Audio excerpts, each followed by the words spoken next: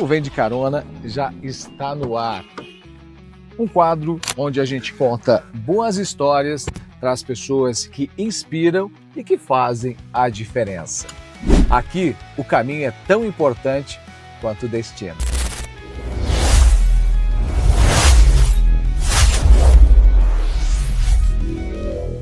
O Vem de Carona tem o patrocínio da Kaiô Mitsubishi Motors de Chapecó. Tecnologia, conforto e performance para você ir ainda mais longe. Aperte o cinto que a conversa já começa. O nosso quadro Vem de Carona dessa semana é especial. Estou recebendo aqui Márcia Dantas. Que prazer, viu? Obrigada, o prazer é meu. Tô amando a cidade, tô amando. Contar a história dessa paraense que está em Santa Catarina, que está aqui em São Miguel do Oeste.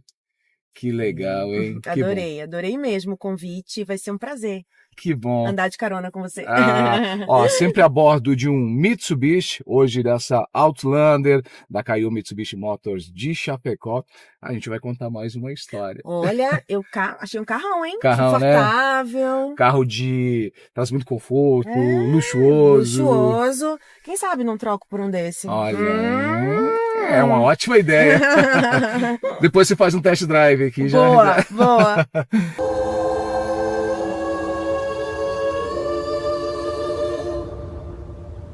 Luxurious.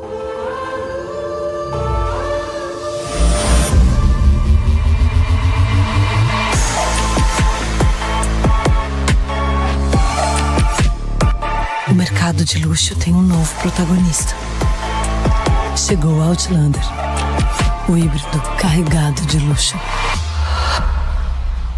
Você começou muito cedo, né? Comecei cedinho. 17 anos eu já estagiava em TV. TV e impresso também lá, assessoria de imprensa. Mas você sabe que eu não queria ser jornalista, né? Eu ia te perguntar, porque geralmente essa pergunta eu faço para todo mundo. Bom, você sonhou com isso? Você queria ser isso desde sempre? Não, eu queria ser artista. Olha. Eu fiz teatro e música há muitos anos. Eu tenho uma clave de sol aqui, ó. E então, meu sonho era realmente ou ser atriz ou ser cantora. E eu queria fazer artes cênicas, mas não tinha na minha cidade a faculdade. E a minha mãe falava assim, não, você é muito doida, você não vai para São Paulo com 17, 18 anos, você me estuda primeiro para depois você fazer o que você quiser. Olha. E aí eu fiz jornalismo, porque sempre fui boa em português, em literatura, sempre gostei de escrever, escrevia poemas na minha escola, fiz parte do grupo de teatro e arte da minha escola, então eu viajei o país com peças com o meu grupo de teatro, então era uma coisa que eu queria muito. Mas aí minha mãe falou, não, faz jornalismo, faz alguma coisa que você se identifique, e aí eu fiz jornalismo.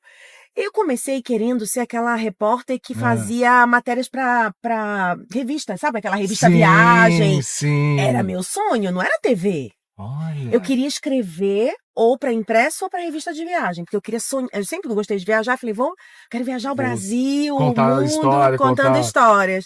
Mas aí o que me apareceu foram oportunidades na TV. Não, você é fotogênica, não, você tem um negócio. E aí meu pai também insistiu muito, meu pai era um cara assim que era o meu maior fã, né? Ele foi a pessoa que mais me incentivou na carreira. E aí ele também começou a tentar pedir pra mim, ele levava os currículos, ele era essa pessoa. Meu primeiro estágio na Record foi meu pai que me indicou. Ele foi na igreja do pastor de lá da Record para entregar o meu currículo. Você acredita? Olha. Foi porque eu não passei no primeiro teste da Globo. Eu fiquei, em 13º eram 10 vagas. E aí meu pai ficou tão indignado com aquilo que ele me viu, né, triste. Sim, triste. Falou assim, calma, se você não for pra Globo, você vai pra concorrência. E aí eu fui lá na Record, deu pro pastor, né, na igreja, o meu currículo. E aí eu fiz o teste na Record. E aí eu lembro do chefe, no Roberto Munhoz, que inclusive tá hoje na Record de São Paulo. E aí ele, São Paulo não, de Brasília. Aí ele falou assim pra mim, olha, eu gostei do seu teste, você está passando não porque foi o pastor que te indicou. Foi porque você é boa mesmo. Você é boa. Aí eu, tá bom. Eu falei, eu nem queria, eu só queria um teste. E aí, você começou na televisão pela Record, afiliado da Record? Então, na verdade, eu comecei na Band, que primeira carteira assinada foi na Band. Entendi. A Record foi estágio. Entendi. O estágio na TV foi a Record. Depois eu fui pra Band porque foi assim, lá na Record fiquei 2 anos e quando era pra me contratar não tinha vaga. Aí eu, nossa, aquela história, não tem vaga. Sim. Fiquei mal. Deu uma semana, a Band me ligou, você quer ser apresentadora de Jornal da Noite daqui? Uau. Aí, Você começou como repórter? Ou já começou de... Eu comecei como apresentadora. Cara, que legal. O sonho de Fiz todo o mundo. caminho inverso. Mas aí depois eu precisei voltar pra reportagem, porque Sim. eu me sentia que faltava algo. Eu sempre falo, acho que um bom apresentador precisa ter passado pela rua. Sim. E aí eu sentia falta, eu não conseguia, eu pedia pra sair. Eu falava, me deixa ir pra rua, deixa eu aprender. E aí eu fiquei 2 anos e meio apresentando e eu voltei pra Record pra ser repórter. E aí minha mãe falava, nossa, mas você vai sair da bancada pra ser repórter de novo? Eu falei, mãe, eu preciso aprender. Eu não tenho a base, eu quero. E aí eu fiquei 8 meses só como repórter e depois eu fui contratada, como foi que eles me fizeram uma proposta para ser apresentadora e repórter. Então eu virei apresentadora de um jornal da manhã lá, que foi o Fala Pará, que me deu toda a base, porque é aquele jornal comentado, 2 horas e meia de jornal. Bastante, tem improviso também. Improviso. E aí eu passei 2 anos e meio nesse jornal, sendo repórter e apresentadora dele. Muito bom. E quando foi a virada de chave de você sair de um veículo regional para o nacional? Primeiro foram as chamadas que a Record me deu. Na época, participações. Era Douglas Tavolaro, ele olhava as pessoas, né, o grande chefe da Record de São Paulo na época, e ele me fez uma ligação, eu estava lá na redação, e ele me viu num link do Fala Brasil, porque foi assim, todo mundo que apresentava o Fala Pará entrava no Nacional, no Fala Brasil, para fazer um link de 20, 30 segundos, Sim. dando um giro nacional. Claro. E eu era essa repórter nacional. E eu comecei a fazer os links todos os dias de lá. E aquele meu jeito, eu brincava com o pessoal do Switcher, ele cantava, e começaram a falar, repórter cantora, repórter que brinca, que dança. E aí começou a chamar atenção. Ganhou teu espaço. Fui ganhando com a minha autenticidade. Claro. E aí o Douglas ligou um dia e falou, você quer vir para São Paulo? Aí, opa, sempre foi meu sonho. E é verdade, Sim. desde pequena eu falava pra minha mãe que eu não ia morar em Belém. Que eu ia embora. E a minha mãe falava, eu sabia que esse dia ia chegar um dia, né? E aí o Douglas me fez esse convite, eu cheguei a fazer testes em São Paulo, fiquei 3 meses no programa novo do Geraldo Luiz, que era aquele o Domingo Show. Não sei se você lembra. Lembro de você lá, inclusive. Então, fiz algumas matérias para eles. Depois eu fiquei 4 meses no Fala Brasil como repórter, porque uma amiga, ela tirou licença maternidade e eu fiquei cobrindo a licença maternidade dela em São Paulo. Então eu morava num hotel em São Paulo, a Record pagava os custos, e aí eu fiquei o dia, fazia madrugada lá. Era madrugadona, 3 da manhã, aquele horário insano. Sim. E aí a Record falou, olha, muito obrigada, mas você tem que voltar. E aí eu falei, não, como assim? Vamos voltar, já tô aqui. Né? Só que existe um planejamento de vida, né? Você não pode simplesmente... Claro. Eu não tenho uma família que me bancasse. Sim. Nunca tive, sempre fui muito batalhadora. Minha família, graças a Deus, sempre teve condição de me dar o básico. Mas a partir de um momento da minha carreira, eu já me bancava e eu não tinha como voltar e dizer assim, vou embora e vocês me ajudam lá em São Paulo. Não.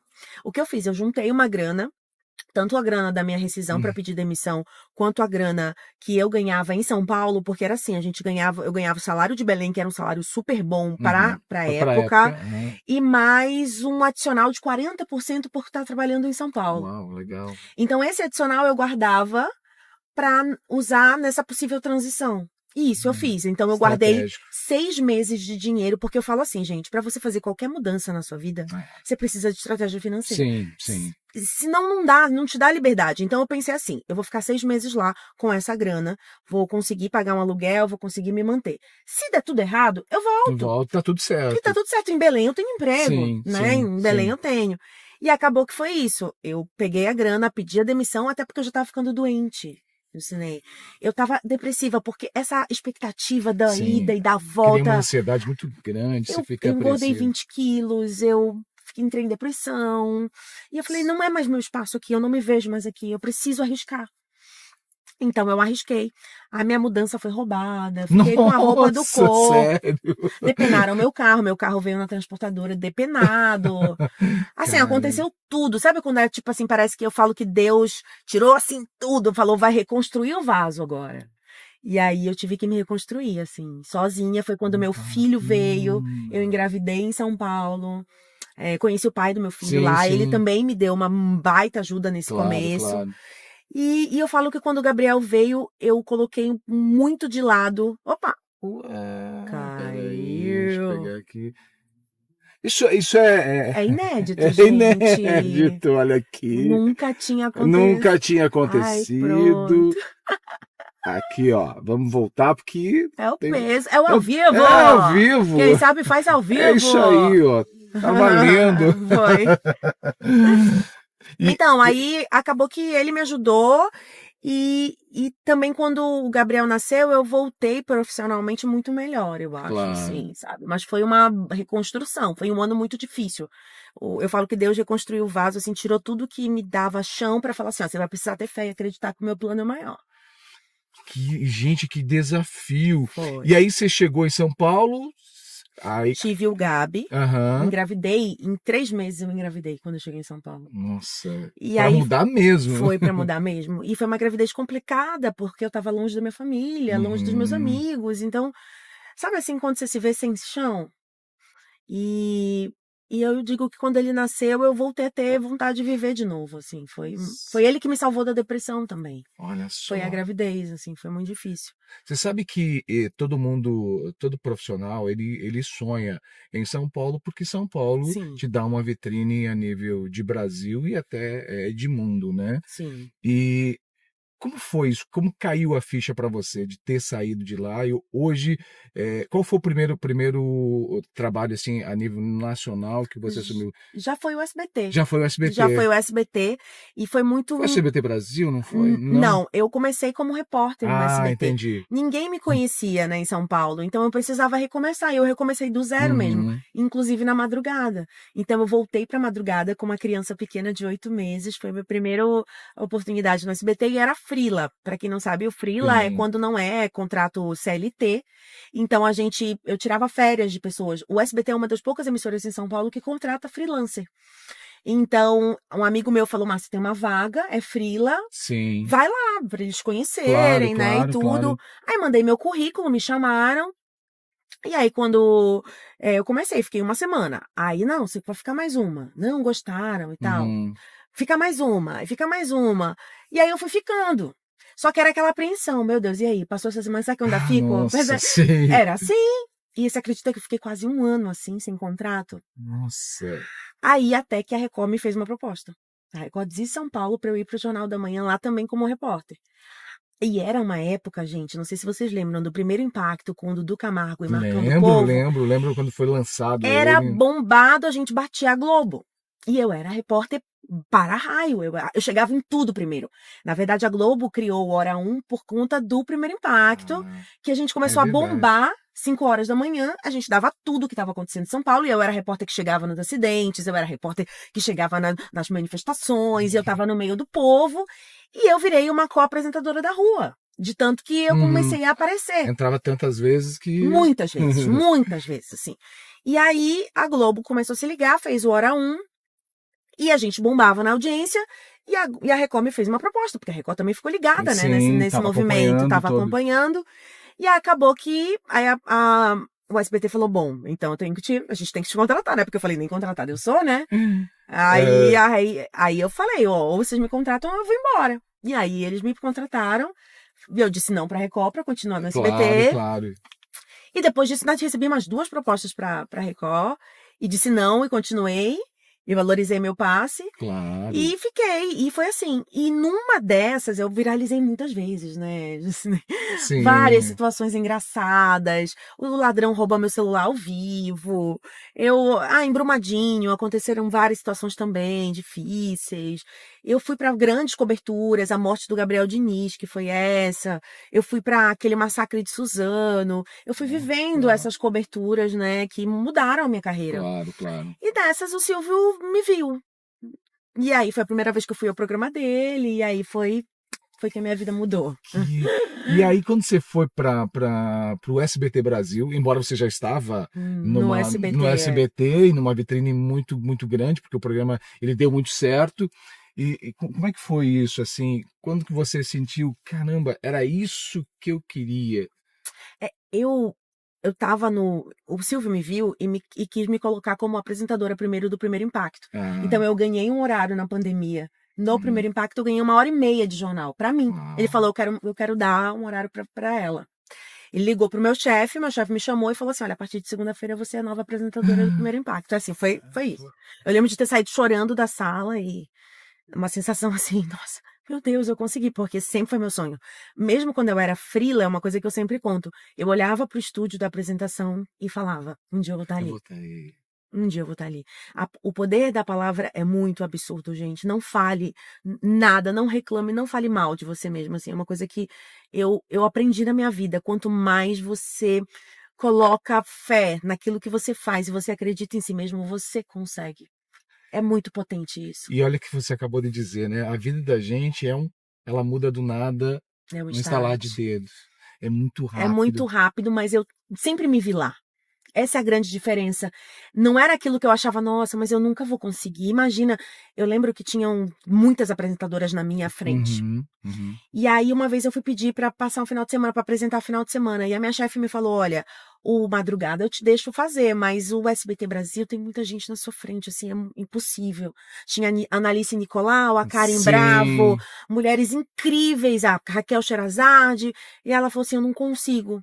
Tudo bem? Aí eu falei, não, tudo bem, eu só tô te pedindo uma oportunidade, porque é meu sonho e tal. E aí, quando aconteceu, o Silvio falou, a Raquel tava saindo do SBT, e aí eu comecei a tirar folgas da Raquel, sexta e sábado. E aí a minha chefe me falou, eu acho que ele quer te colocar no lugar dela. E aí eu falei, como assim? No principal jornal da casa, ela falou, pois é. E aí, então, eu não tinha certeza se era isso. Né? Aí sempre coisa de televisão. Aí eu falei, meu Deus, eu tô ficando sexta e sábado. Aí adivinha, Jucinei, eu trabalhava sexta e sábado. E aí, pra eu não enlouquecer em casa, porque eu sempre fui uma pessoa que gostava de trabalhar todo dia, eu inventei, foi assim que eu cresci no digital também, inventei de começar a fazer boletins pro digital, do SBT primeiro. Então eu trabalhava todo dia fazendo boletins pro digital de casa, porque era pandemia. Até pra estar conectada ali. Com tudo. E aí, sexta e sábado, eu ia fazer o SBT Brasil. E aí eu lembro do dia da estreia do SBT Brasil, que foi a sua pergunta. Foi quando caiu a ficha, foi o dia da estreia do SBT Brasil, que eu me vi ali. E eu lembro de todas as pessoas, porque todo mundo meio que me duvidava, assim, julgava, né? E aí eu lembro as pessoas falando, meu Deus, a gente surpreendeu com como você cresceu, como você... E aí nada daquilo me surpreendeu, porque eu sabia que eu podia. E que legal isso, né? Você acreditou tanto no teu trabalho, no teu potencial, se dedicou também, me dediquei né? muito, porque muito também. Poderia ter ficado acomodada, indo lá sexta e sábado e pronto. Nunca, não. E a rede social bombando na pandemia, você Exatamente. pegou a melhor oportunidade que tinha. Eu comecei a estudar marketing digital na pandemia também, porque era algo que eu via que estava crescendo. Então, eu falei, não, eu vou associar. E foi assim, eu comecei a mostrar bastidores também, que ninguém fazia. Hoje o Trali faz, hoje a Globo faz, mas a Márcia começou isso lá, ó. Eu lembro que quem me acompanhava, eu ensinava, dava live para estudantes. Tem estudantes que me seguem até hoje, porque eu dava live e aulas de graça nas redes sociais. Então... E legal isso, né? Porque quem tá do outro lado, tudo que você tá falando, quem não tem contato com a profissão, imagina um cenário totalmente diferente, né? Ilusório, às vezes, né? Que acha que a gente é milionário, que a gente trabalha pouco. O que a gente mais faz é trabalhar. É trabalhar, que é glamour, né? Glamour. O glamour é só um pouquinho, assim. É bem pouco. Agora, de tudo isso, bom, do SBT, você agora foi pra... Eu tô na Jovem Pan. Na Jovem Pan. Isso. Também num projeto novo. Isso. A Jovem Pan que tem crescido também de uma forma muito grande. Acabou de estrear, né? Uma nova emissora lá no interior de São Paulo. De São Paulo, de São Paulo. É Bauru? Não, eu não lembro da cidade, não, mas é São Paulo. São José? Ai, meu Deus. Eu sei que é a terra do David lá, viu? Isso, David, um beijo. A gente esqueceu o nome da sua cidade, mas não tem problema, não. Então, foi muito louco, porque a saída do SBT foi um baque, né? Uma coisa que eu não esperava. A emissora passou por uma reestruturação e além de eu ter saído, muita gente saiu. Sim. E foi logo após a morte do Silvio, né? Eu também tive que noticiar a morte do Silvio. Foi algo que me marcou muito, assim. Foi um dos dias mais difíceis da minha carreira. Imagina você noticiar a morte do teu grande ídolo, né? E foi a pessoa que te colocou ali. E o cara que te abriu as portas. Foi muito difícil, assim. O Brasil todo sentiu a perda, né? Foi. Eu fui chorando o caminho inteiro, fui uma das primeiras pessoas, porque eu moro ainda muito perto do SBT. Então, a minha chefe me ligou, tava no salão com meu filho, ela falou, vem pra cá.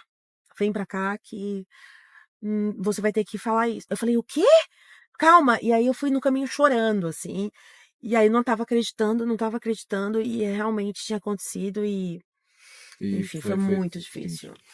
Bom, trazendo aqui para a tua história, lá do Pará, o que mudou da Márcia lá do Pará, lá da infância, com o sonho de ser artista, para hoje? Como é que se você enxergasse e tivesse uma conversa com a Márcia lá de Marcinha. trás? Ai, olha, eu acho que uma coisa, ela ainda existe em mim. A Marcinha que existe em mim é a Marcinha sonhadora, sabe? A Marcinha que gosta de realizar. Eu lembro dessa criança que sonhava realmente, e eu ainda tenho muitos sonhos para realizar, né? Tenho muitas coisas que eu quero realizar com meu filho, com a minha família e com o meu trabalho também. Então eu acho que eu diria isso, assim, olha onde você chegou, menina, você conseguiu, né? Mas você conseguiu o que você queria, mas ao mesmo tempo você preservou o que você era. Porque eu acho, Jusinei, que o mais difícil nessa vida de verdade é você conquistar coisas e quando o sucesso chega, você manter a sua autenticidade, você manter o seu pé no chão. Eu queria te perguntar, o que o sucesso mudou em você? Então, o sucesso primeiro me ensinou a ser muito pé no chão e ética, assim, porque se você perder isso, você se perde completamente do... Olha, o sucesso é o propósito do teu trabalho, não pode ser o ego. Entendi.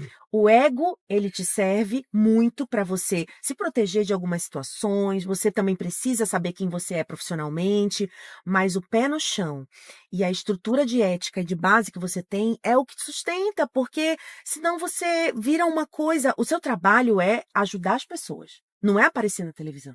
O propósito do jornalismo é ajudar, é informar, é entreter também. Claro. Mas não é você. Eu sou o meio. Eu não sou o principal da matéria. O principal é a pessoa que eu estou ouvindo, é a história, é o que eu vou transformar a partir disso. Então, eu acho que é isso que é o mais importante. O sucesso não pode mudar quem você é nunca. Jamais. Eu sei que a gente teria muito papo aqui, muita história para contar, mas eu queria fechar com o seguinte: sucesso para você é sorte ou preparo? É um pouco dos dois. É um pouco dos dois porque, imagina, eu falo que a sorte sempre me encontrou pronta.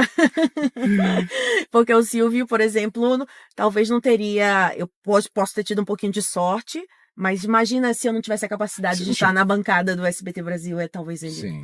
Não teria me dado. Porque foi a sorte de encontrá-lo. De encontrá-lo no momento que eu estava preparada. Tá certo. Você teve, em algum momento, assim, que você foi para a bancada, ou mesmo na rua com o microfone, que teve medo de falar? Ou te deixou preocupada, te deu grande tensão? Teve uma situação que eu passei numa comunidade em São Paulo, que eu estava ao vivo, era uma chacina com 7 mortos, se eu não me engano, e a comunidade estava bem revoltada, e aí eu estava noticiando, a polícia dava informações de que seriam traficantes, de que seriam isso e aquilo e tal, e de repente a polícia saiu, deixou o lugar, e a comunidade veio pra cima de toda a imprensa. Eu tenho essa imagem ao vivo, depois eu te mando se você quiser colocar aqui. E aí eu comecei a correr e eu falava, meu Deus, estamos ao vivo, não sei o quê. E aí a mulher veio com uma pedra assim, ó, gigante. E de fato jogou no nosso carro, eu consegui entrar no carro. Ela jogou e quebrou o para-brisas de trás do carro. Caramba. E foi uma tensão toda ao vivo. Nossa. Por isso que, sabe que me falavam que eu era o para-raio da notícia? Que eu era o negócio acontecia onde eu estava. Olha. Então eu acho que eu tô no lugar certo. Tá no lugar certo. Porque falava a repórter mais azarada do Brasil. Eu tive esse tema também, assim, eu era a repórter mais azarada. Eu falei, não, eu sou a repórter mais sortuda. Porque acontece tudo onde eu tô, então quer dizer que era pra eu estar ali, entendeu? Que joia. Agora, a gente sabe que assim, com a internet, principalmente depois da pandemia, em rede social, o jeito de comunicar mudou bastante. Mudou. Tem alguma coisa que de alguma maneira te incomoda hoje? Porque assim, o jornalismo tem toda uma essência que precisa, para que ele seja efetivo, ele precisa ser mantido. Tem algo que te incomoda na rede social hoje? Na rede social, eu na acho internet, que... de uma forma geral. Eu acho que assim, me incomoda um jornalismo travestido de publicidade. Me incomoda jornalista que divulga bet. Me incomoda jornalista que ganha dinheiro em cima de notícias fakes. Isso me incomoda muito. Porque ele vende como se fosse uma notícia, não só uma pessoa, várias pessoas fazem isso hoje, pegam portais grandes, falam assim, olha, o prefeito da cidade tal é maravilhoso, ele lançou essa obra, lançou aquilo. E aí cada post é 30, 40 mil.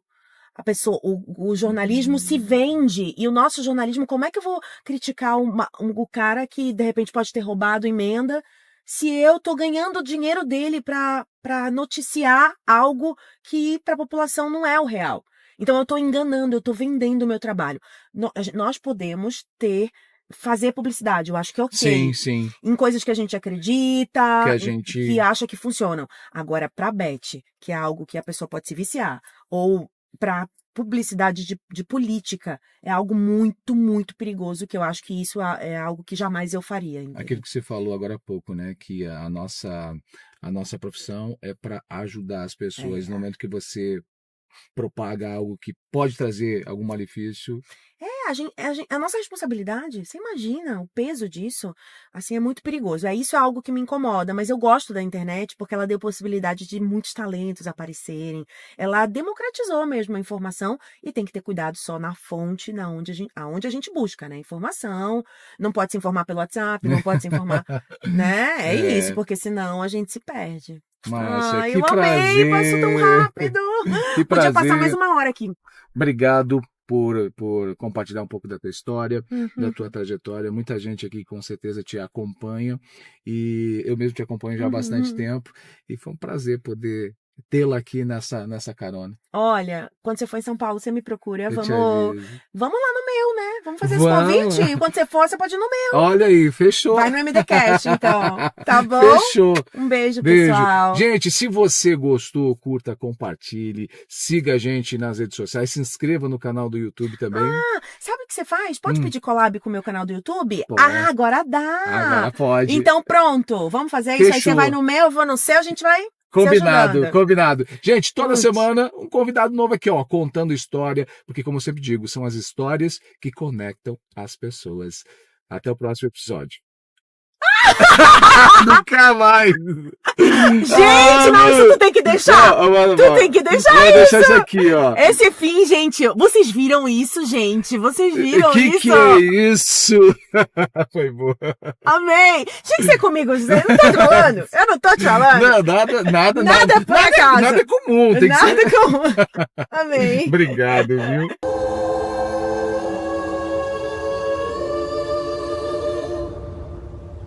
Luxurious.